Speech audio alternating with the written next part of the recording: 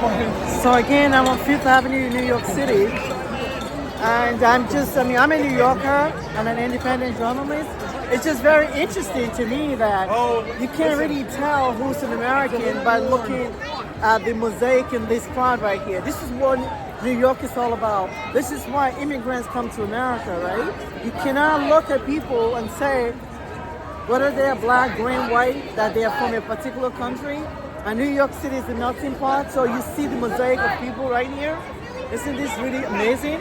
And it's really beautiful that law enforcement is not in sight. So everybody is just protesting peacefully, and that's why we're here.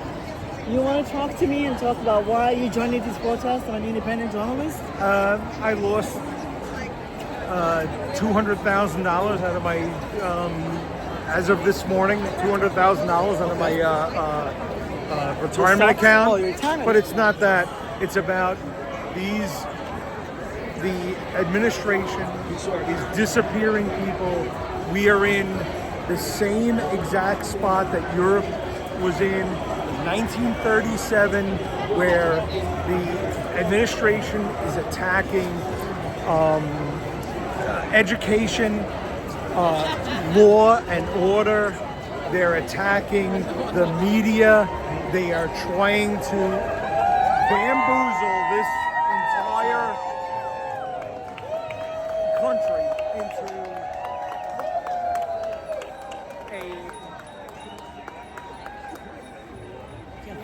it's right. Sorry. How did you lose $200,000 in your retirement account? How did that happen?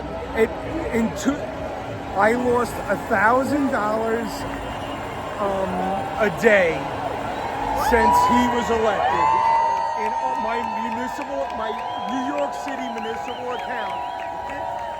I lost $60,000. Yes, the day before yesterday, when the stock market dropped 1,000 points, I lost $40,000. And this morning, when I checked my account, the 2,200 points that the stock market lost, I lost another $100,000. And I had just come back from 2008. Okay. What about people who say that that's just temporary? The stock market is not performing well, but yeah, whatever. What about those people? It's not. It's the insecurity that people feel because of Donald Trump's pernicious, his idea that keeps everybody on edge. The Republicans. Right. The Republican Party they don't have a plan. I mean, they have a plan.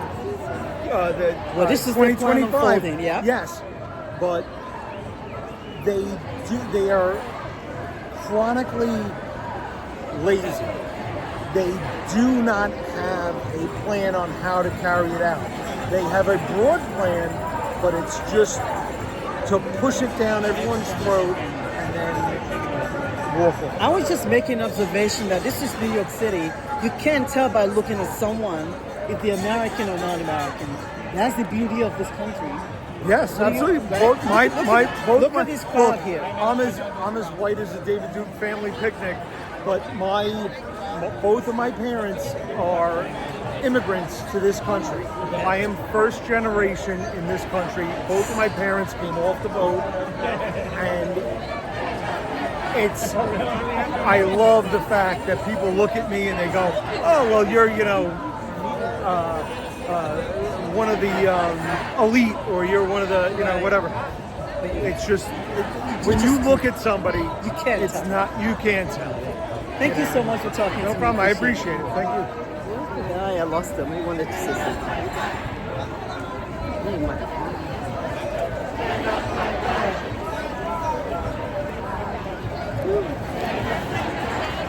Hello. We want to talk about why you're participating in protest. I'm an independent journalist. I'm global. Oh, that's yeah, awesome. worldwide. I think he's probably got more reasons. Trump's a piece of shit. Okay, do you want to, why is this protest so important? Because I was lucky enough to be born in America, and when the government begins kidnapping people off the street for without cause, without justifying itself. I don't feel like I'm personally in danger, but if they are making a list of people who are against it, I want my name and face to be attached to that. Beautiful. So, I mean, they, like you said, they're kidnapping people off the street. It's become an apartheid state. And I was just saying to someone, when you look in this crowd, it's hard to tell where someone comes from if they don't open their mouth. But even if they have an accent like you, you don't know what we're all citizens, right? Yeah. Right. So, and there's due process, there's human rights, and what this government is doing, a lot of people in the international community could not believe this is happening in America. No, I mean it's really awful, and I haven't.